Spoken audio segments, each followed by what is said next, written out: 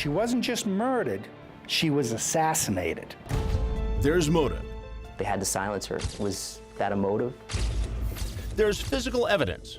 They did the firearms test, and it came back positive. There's even DNA. I know he's lying because I have his DNA there. So why is Gwen Greenblatt's killer still free? Maybe the prime suspect has the answer. Hey, Matt, can I talk to you for a few seconds? Gwendel Greenblatt grew up as a dancer, and that's how she moved through life, with poise and grace. She always put a smile on everybody's face. She just lit up her room. She wanted everybody to be happy. She was the kind of girl who kept her chin up even in the darkest of times, like when her marriage to husband Matt Greenblatt was falling apart. But she was finally letting go. A few months after they got married, my sister found out that Matthew was cheating on her. They separated. I think he stayed in the house. She got her own condo, and they tried to work on it, or at least she did. I was going through a separation, and she said to me, I'm going to be in the same boat as you. So, you know, we'll be here together. We'll make it together. But the two friends wouldn't get the chance to go it alone. On a warm February day in West Palm Beach, Florida, Christina would hear Gwen's cheerful voice for the last time. At approximately 3:30 in the afternoon, as Gwen arrives home from work, Christina and Gwen chat on the phone. When Gwen enters her apartment, terror. All of a sudden, she let out a scream that was not a normal scream. Christina then hears Gwen's phone clatter to the ground, but chillingly, nothing else. I called from my cell phone to her house phone, and she had a answering machine, and I could hear myself leaving the message saying, Gwen, pick up the phone now. You have to tell me that you're okay. And I said, I'm gonna call the police if you don't pick up now. Christina dials 911. Yeah, I was just on the phone with my girlfriend, and then she started screaming on the phone and dropped the phone. And I told them, I said, something's wrong. Please go to her apartment, something's wrong. Authorities arrive to a gruesome scene. They find Gwen crumpled up in her bedroom closet, bleeding from 2 gunshots to the head. And then I saw them bring her out.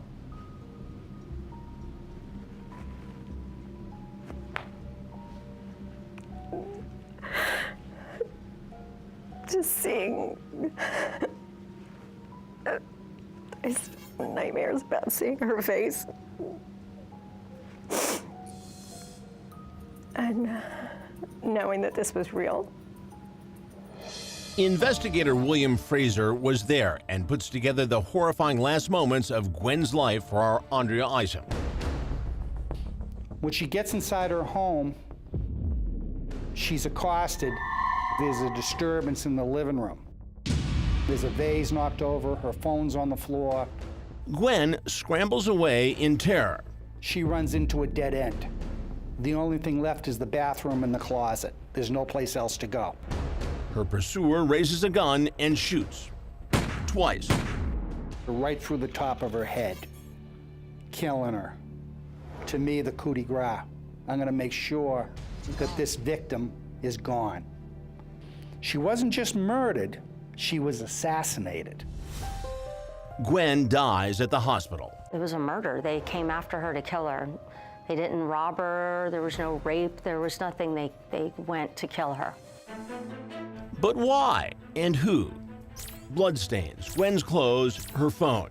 But the most shocking clue is right in plain sight. One of the police officers remarks, look, the killer left his cigarette butt burning on the fire pull box right next to Gwen's apartment. The killer was just there. I mean, it couldn't have been long if it's still smoldering. The person who left that cigarette butt was just there. Just there. Investigators collect the cigarette and another one stubbed out on the concrete below. The cigarette was properly preserved for DNA. Now the investigation starts. From the start, police are very interested in talking to Gwen's estranged husband, Matt Greenblatt. He was, from what I saw personally, a little bit of a control freak. She would just be on the phone with him, answer a call, and it would be immediate anger, him yelling, she's doing something wrong, she wasn't, why are you not home? I never ran across anybody who said, hey, Matthew Greenblatt's a really great guy. He's a great kid, great guy, great man. Never heard those words. No, never. Gwen's brother Chad heard terrifying stories of Matt's mad jealousy. She would flip on a light and he was just sitting in a chair, not saying anything, dressed in dark. Like a horror movie. Like a horror movie. Like a weird, deranged stalker. I said, well, are you okay? Are you afraid of him? And she's like, no. But I know she was afraid of him. Police say there's potentially another, more tangible motive. There was a prenuptial agreement. There was a figure of approximately $70,000 that Greenblatt would have to pay Gwen if the marriage failed. Cops bring Matt Greenblatt in for questioning and say his grief doesn't pass the smell test. His demeanor was that he was taken aback that Gwen had been murdered, but it appeared to us to be contrived. It appeared to us that he really wasn't that upset about what had happened. And where was he during the time Gwen was murdered? His alibi. Stinks. Stinks. Each time he talks to the detectives, he gives them a different story. Greenblatt claims he was getting his haircut, returning a video, getting a pizza. Trouble is, no one recalls seeing Matt Greenblatt at all. And Matt's a pretty memorable guy. He walks in and, he likes to control the room, so to speak. But no, nobody remembered. So he gave this alibi, but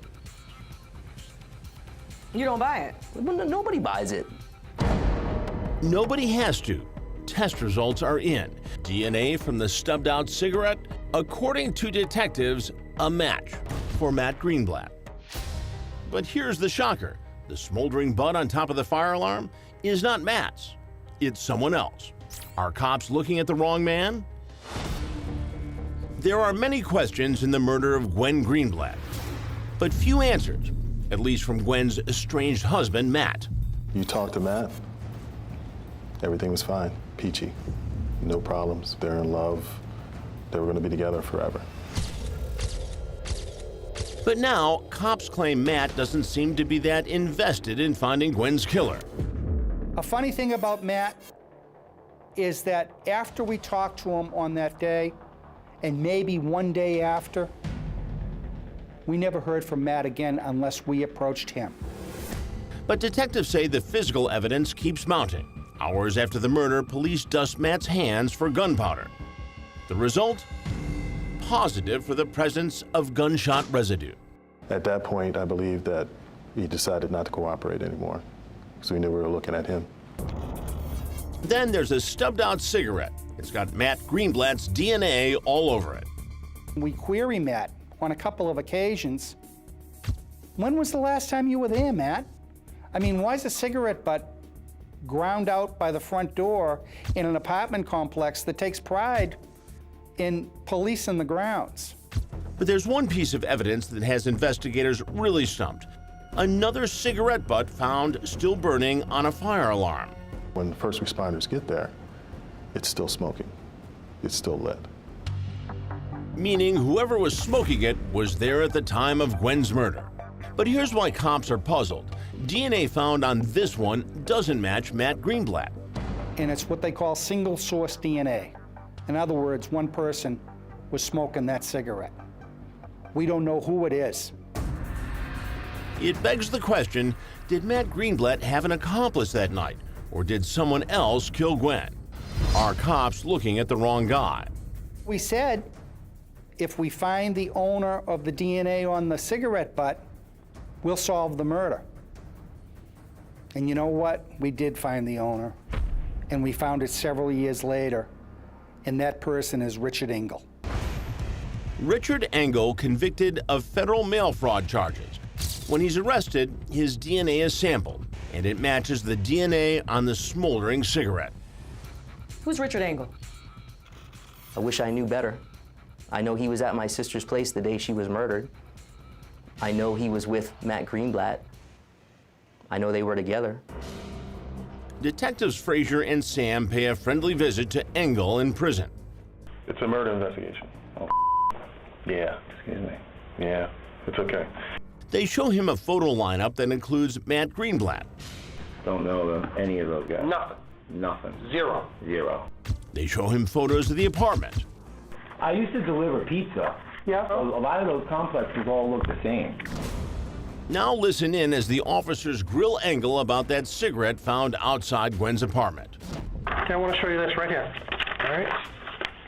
That's a color photograph, right? What do you think that is? What's that look like? Cigarette? Yep. Guess whose DNA is on that cigarette? Yours. I wouldn't know how. The only way I could think is that it's got to be wrong, because I was never in that area.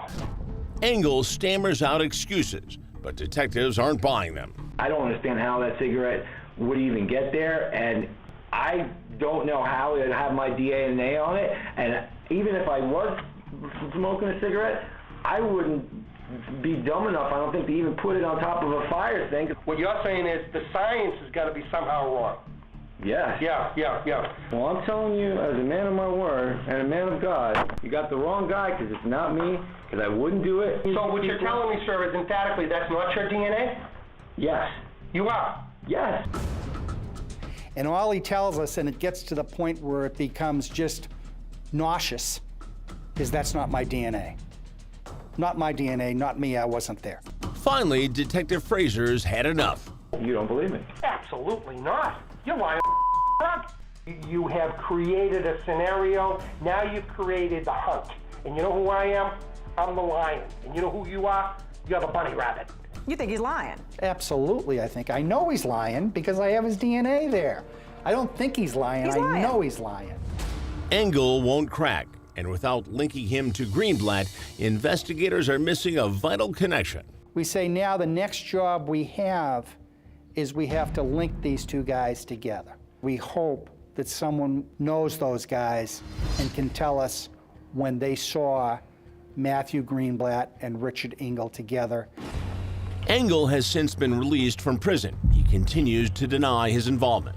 But we wanted to ask him face-to-face why police say his DNA is on that smoldering cigarette. So our Andrea Isom went looking for him to get answers. Excuse me, sir. Do you know a gentleman by the name of Richard Engel? Andrea never saw Engel and was told to leave.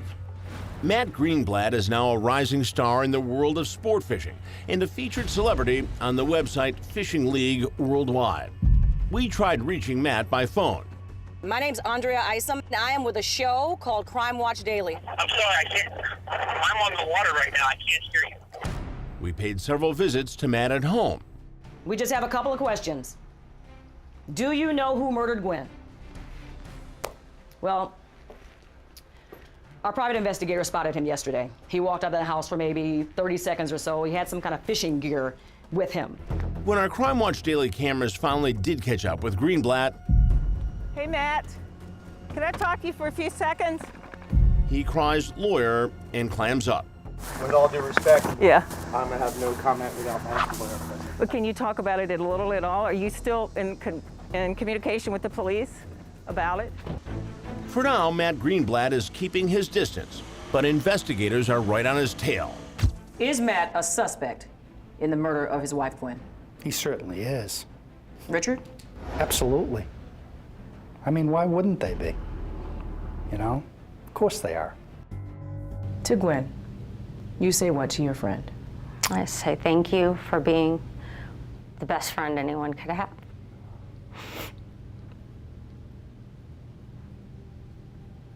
And I'm sorry you had to go